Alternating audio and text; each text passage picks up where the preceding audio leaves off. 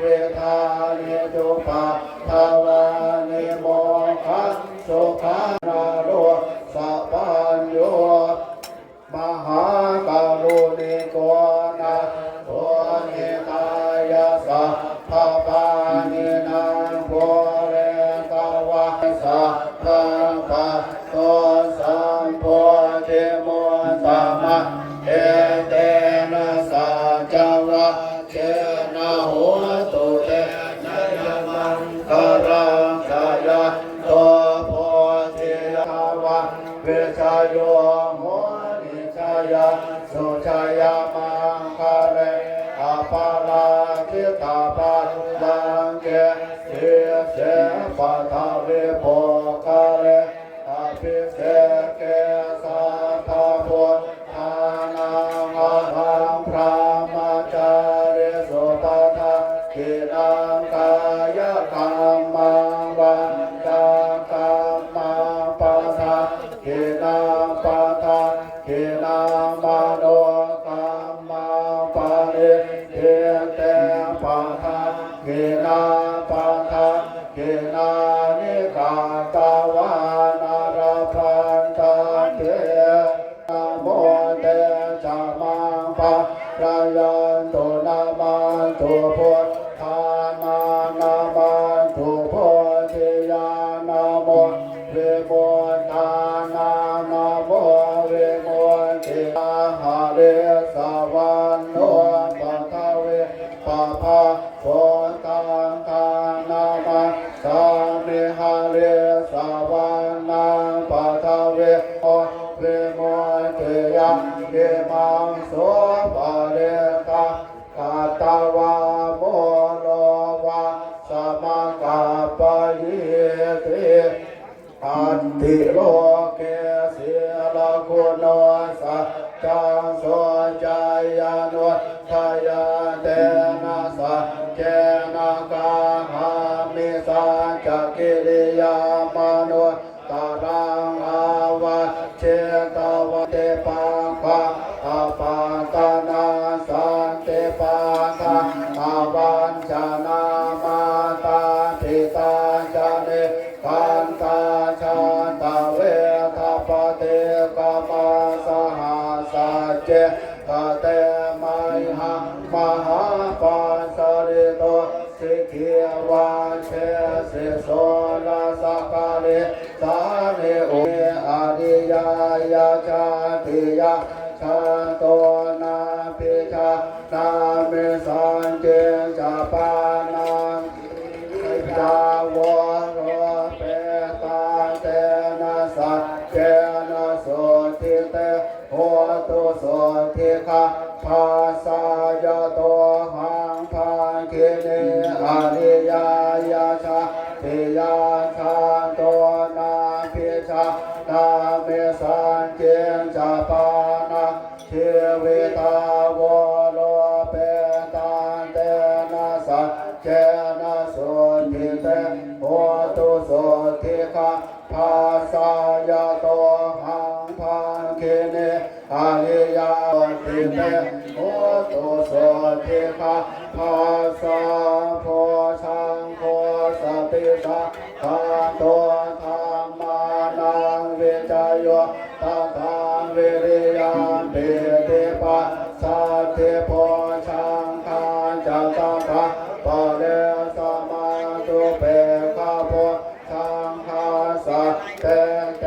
สัมปะทะสินามุนินาสัมมาทะคาตาภาวิตาภาหุริกาตาสังวันตันติอาภิยายานิพานายาจาโพธิยาเอเตนะสัจจวะเชนะสุติเตโหตุสัพพะทาเอ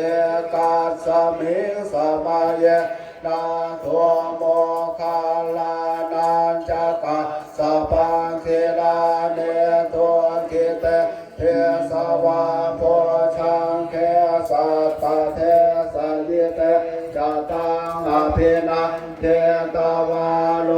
กามุจิสุตังคเนเยเต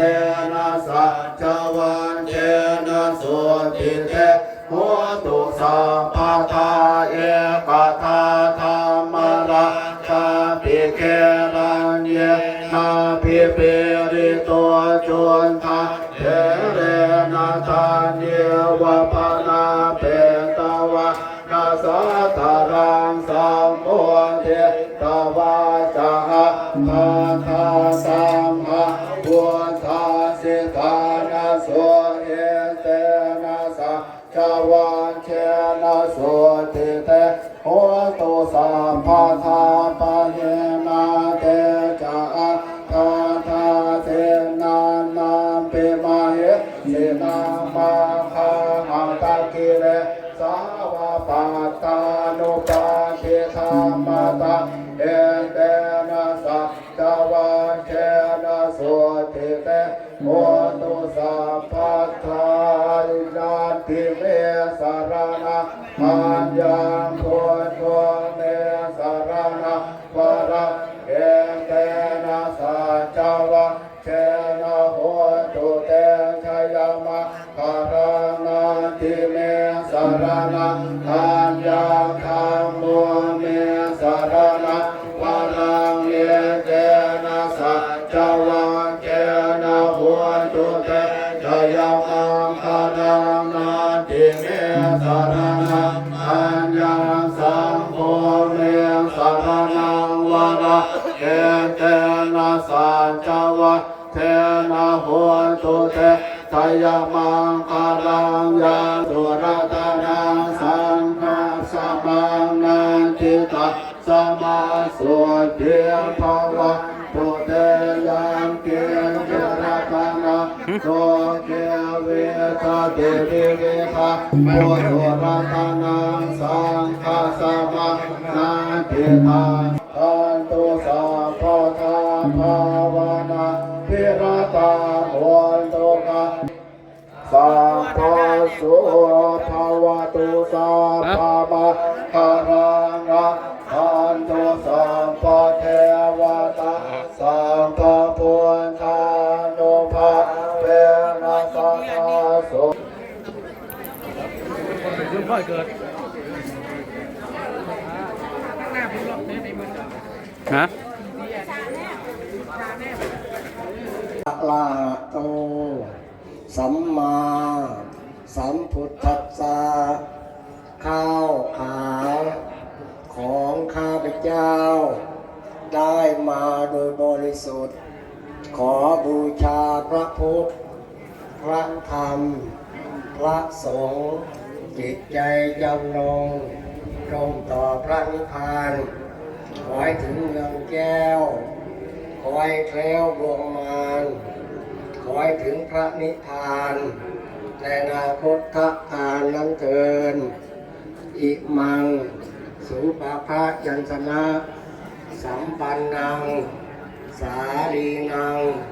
โพชะนังอุทธักกังวะรังพุทธัสสะปุเชมาจงตั้งใจบูชาข้าพระพุทธทุกคนนี้เบื่อหลักการพระเพื่อเวนยุ่งทับไปทั้งปัจจยานิสัพพะปิวารานิภิกขุสังฆัสโอโนสยามะสาธุโนพันเตภิกขุสังโฆมานิมัตตกะพัตตานิจตุปัจจยานิสัพปริวารานิอาทิตุอาทีนังจาญาตกานังกาละขะตานังทีขะรัตตังอุตายะ